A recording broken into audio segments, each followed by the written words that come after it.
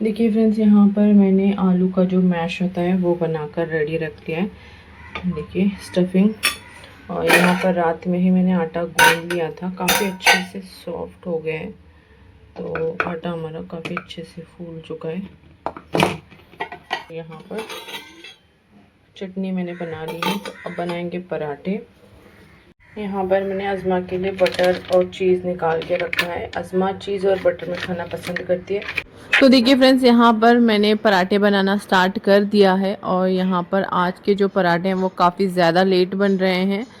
वैसे तो सुबह जल्दी तो उठी थी, बट नहीं हो पाया क्योंकि व्लॉग एडिट कर रही थी, साथ ही साथ दूसरी जो मैं रेसिपी बनाने वाली थी जैसे मंदी बिरयानी, उसकी भी तैयारी कर रखी थी। थोड़ी बहुत जो चीज़ें हैं ना वो थोड़ी धीरे धीरे कर रही थी, शूट भी कर रही थी और व्लॉग भी एडिट कर लिया था मैंने, क्योंकि अज़मा और अज़मा के पापा उठे नहीं, तो मुझे लगा कि चलो उनके उठने से पहले मैं अपना जो व्लॉग है वो एडिट करके रख लेती हूँ। तो बस यहाँ पर वो काम करते करते थोड़ा सा लेट हो गई, फिर ये दोनों उठे तो फिर मैंने सोचा ब्रेकफास्ट बना लेते हैं। तो अब यहाँ फ़िलहाल बना रही हूँ और जल्दी जल्दी से देना था। सबसे पहले मैं अज़मा के पापा को ही देती हूँ, फिर बाद में जैसे अज़मा आ जाती है तो अज़मा को दे देती हूँ। तो देखिए फ्रेंड्स, यहाँ पर पराठा मैंने बेल लिया है, अब इसको सेकेंगे हम।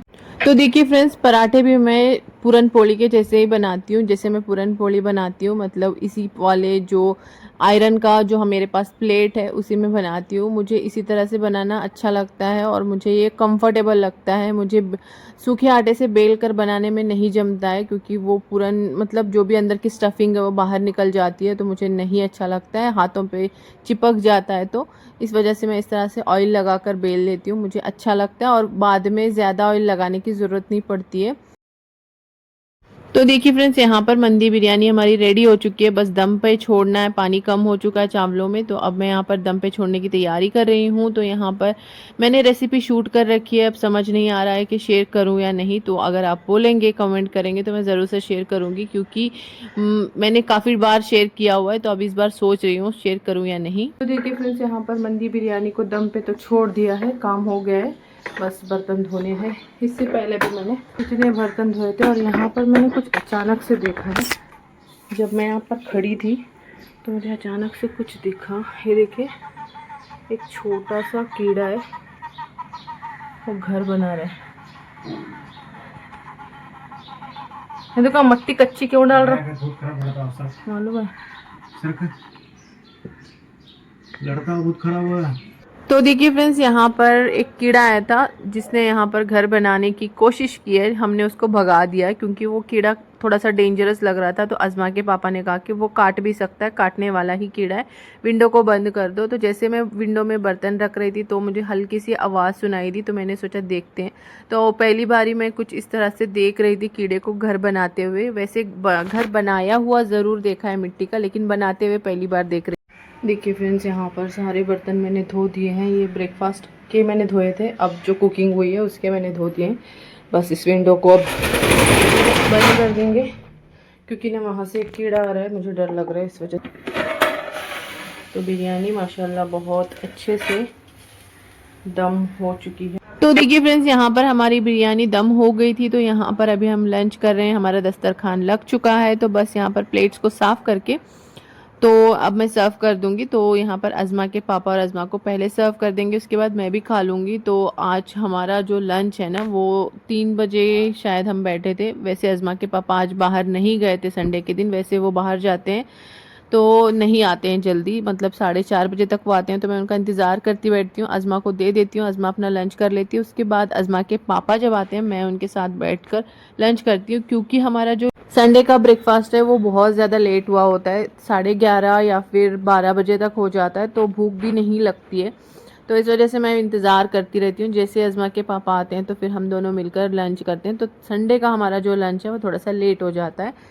और यहाँ पर देखिए फ्रेंड्स, अज़मा को मैं सर्व कर रही हूँ, तो अज़मा बोल रही कि एक जो मंदी बिरयानी का पीस है उसमें से भी उसको चिकन तोड़ कर चाहिए, पूरा चिकन नहीं चाहिए।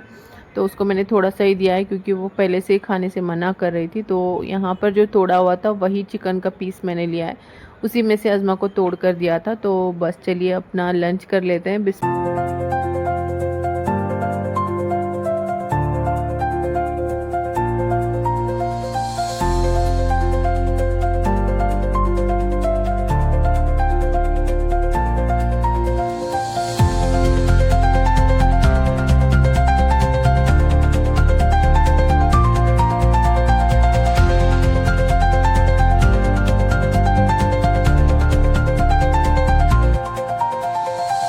तो देखिए फ्रेंड्स, हर संडे हमारे घर में जब बारिश नहीं होती है या फिर जब ठंडी नहीं होती है तो आइसक्रीम ज़रूर से अज़मा के पापा मंगवाते हैं। हम दोनों को ट्रीट देते हैं, थोड़ा सा अच्छा लगता है हमें भी।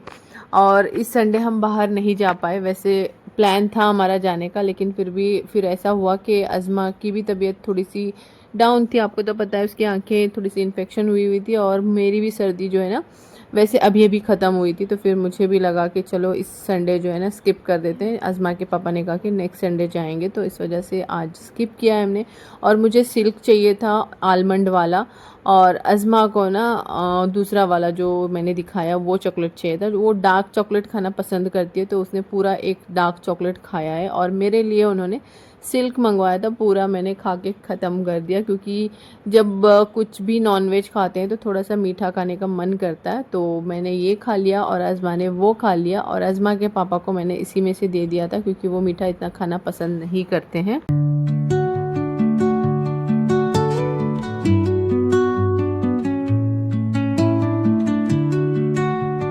देखिए फ्रेंड्स, अभी हम रेडी हो चुके हैं आपा के घर जाने के लिए। काफ़ी टाइम से नहीं गए थे, तो अज़मा भी रेडी हो गई है।